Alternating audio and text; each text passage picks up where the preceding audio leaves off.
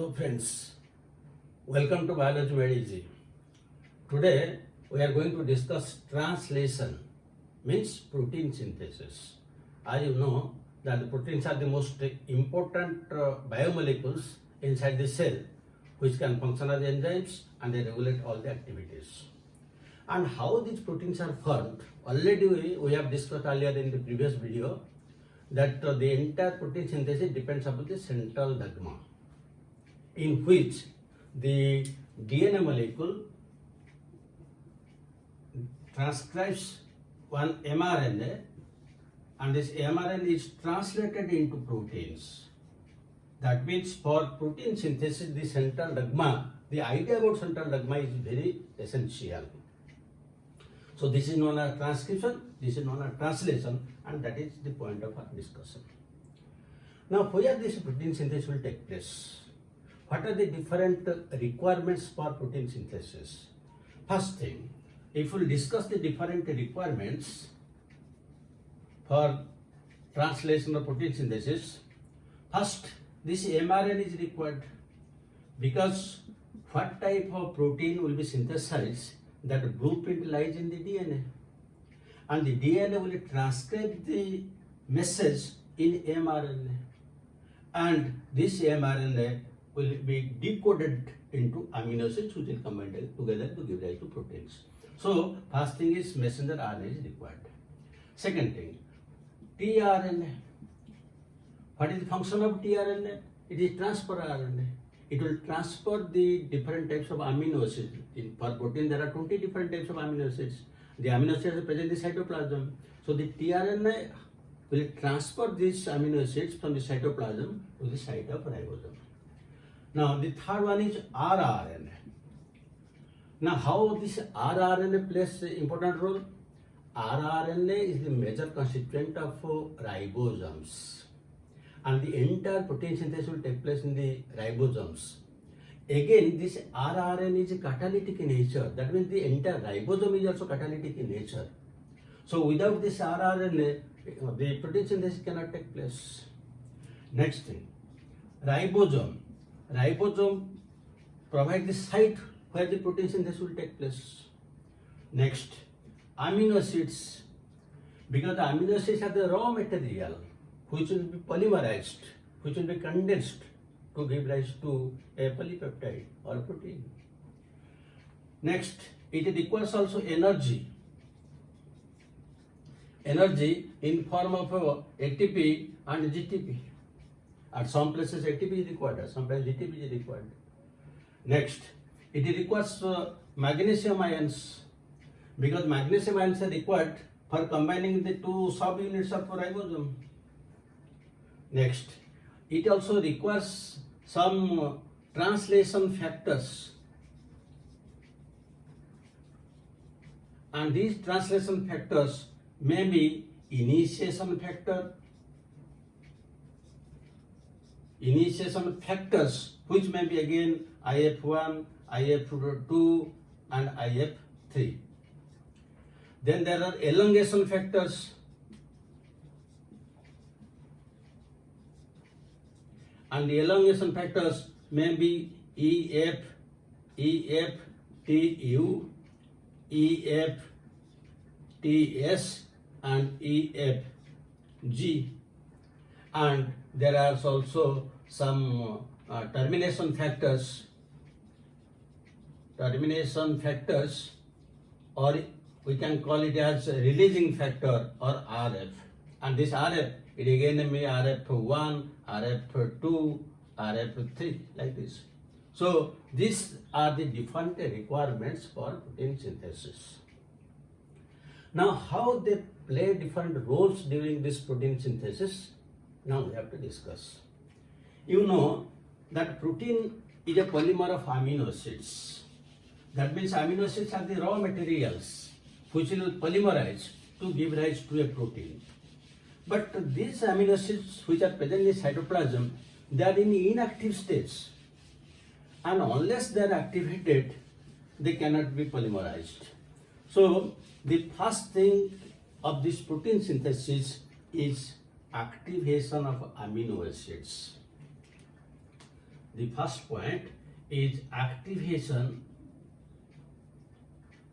of amino acids. Now there are 20 different types of amino acids in the cytoplasm. Before they take part in protein synthesis, they must be activated. And who will activate them? They will be activated by means of ATP, adenosine triphosphate. Suppose this is one amino acid. This amino acid will combine with the ATP, adenosine triphosphate. That means now the amino acid will be adenylated. And again this will take place only in the presence of enzyme. And this enzyme is class 2 amino acyl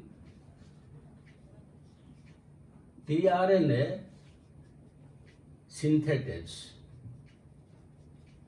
In presence of this enzyme, the adenylation of this amino acid will take place. So that this is adenosine triphosphate. Now this amino acid will combine with adenosine monophosphate. Now it is adenylated. And the whole thing takes place within the active site of the enzyme. Because this enzyme will catalyze, and enzyme usually catalyze in its active site. So now the entire thing is adenylated and it takes place in the active site. And the pyrophosphate is released. Now this is now known as amino acyl adenylate. Amino acyl adenylate. So now it is activated.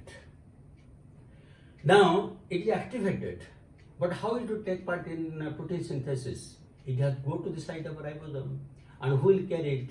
The tRNA will carry it.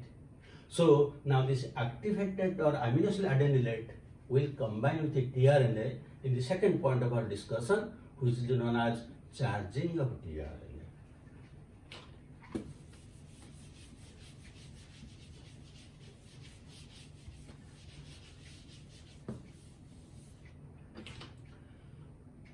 Second point is charging of transfer RNA.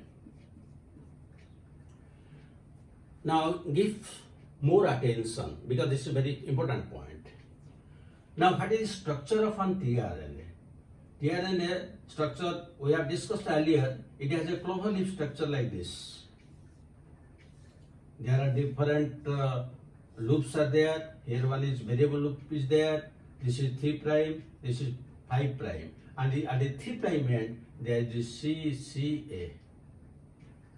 This is the T size C loop, this is the DHU loop, this is variable loop, and this is the anticodon.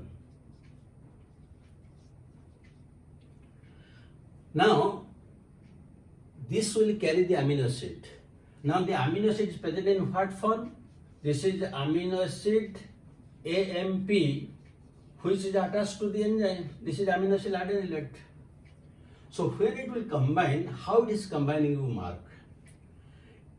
At the 3' end there is CCA, means this is adenylic acid, and this is the 3' end. So in a nucleotide, in the 3', what is the structure? I am drawing it in the inverted manner because it is present to this side. So you see, this is the 3', and this side it is OH is there. So this is the pre end. Now what is the structure of amino acid? The structure of amino acid is C. This side one amino group is there. This side carboxyl group is there, and one R group, and here one H group. Now this carboxyl group will combine with this. This is the carboxyl group, C, then NH2, R, H. Now this OH group and one H group will combine together, and one water molecule will be liberated. And this association is covalent association. That means the amino acid is attached to the sugar of this adenylic acid covalently, and the name of that bond is amino acyl bond. Amino acyl bond. This is covalently attached. So in this way, all the activated amino acids are attached to the 3' end of the tRNA, and we are calling it as charged tRNA. But here one very important thing is, there are 20 different types of amino acids, and there are again 30 to 40 tRNAs are there. Now the question is, can any amino acid combine with any tRNA it likes? The answer is no. Because the amino acid will be always attached to its cognate tRNA. Cognate tRNA. Cognate tRNA means a specific tRNA having specific anticodon. Suppose I am giving one example. Suppose in the mRNA, the codon is AUG, and we know AUG codes for methionine. So now according to genetic code, the first is AUG, so for first methionine has to go. But since it is AUG, what should be the anticodon? This is 5', this is 3'. So in case of this, since this is 5', the tRNA will be 3'. So this is A, so here it will be U, here it is U, A, and here it is G, it will be C. That means it will be UAC. UAC. This is AUG. This is AUG. So that will be UAC. If this is 5' to 3', this will be 3' to 5'. That means this the methionine amino acid will be attached only to this tRNA having anticodon UAC. It cannot combine with any other. Because if it will combine with any other, that cannot be paired with AUG. Then how the methionine will come?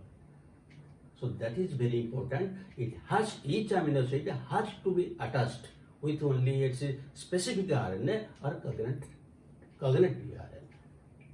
Again, this reaction is catalyzed by the same enzyme that was catalyzed the first one. That is that was class 2. This is known as class 1 amino acid tRNA synthetase. So for both steps, step 1 and step 2, the amino acid tRNA synthetase is used, but for the first step it is known as class 2 enzyme, and for this purpose it is known as class 1 enzyme.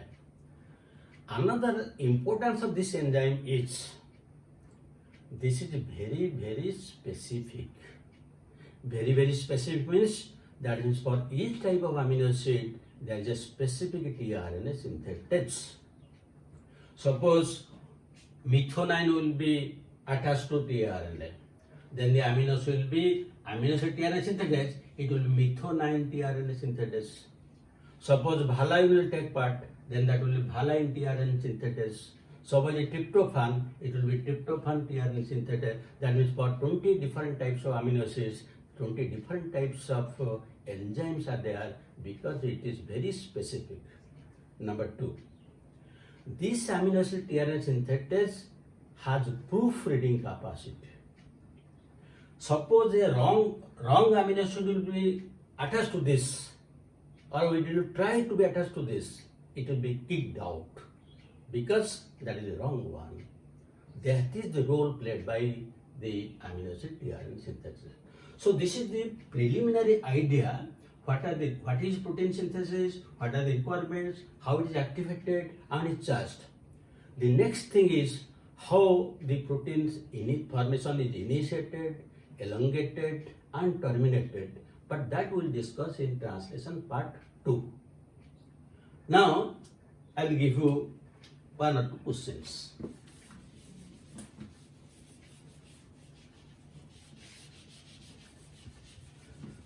Now first question you can note down, amino acid is attached to which side of tRNA?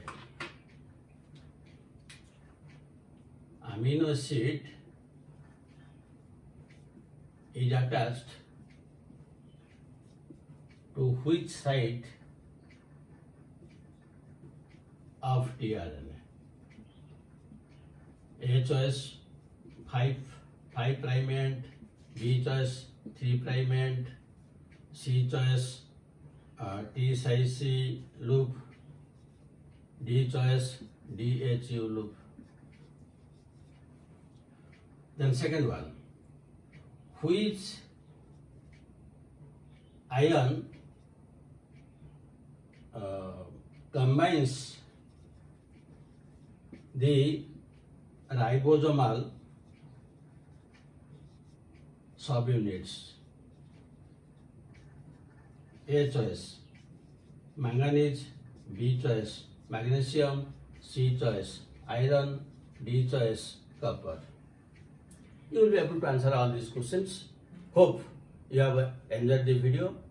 So thank you very much and we'll meet again. Have a good day.